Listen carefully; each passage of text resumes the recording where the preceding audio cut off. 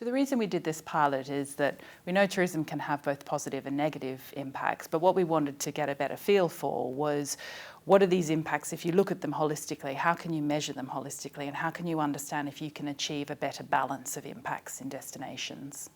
So when you start this process of impact assessment, you realise fairly quickly that there's very little data and information available, and there are very few people are actually monitoring and measuring the impacts of tourism. So we wanted to be part of this project because we wanted to test a new approach, and we wanted to actually see if you can measure the impacts of tourism more holistically.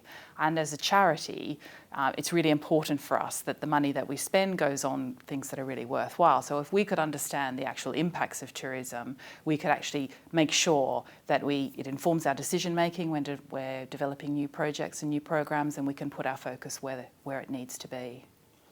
We've learned a lot. We've learned primarily that impact assessment can provide a really powerful tool to inform decision making and also to inform tourism planning more widely. But really importantly, we've learned that there's a lot more work that needs to be done.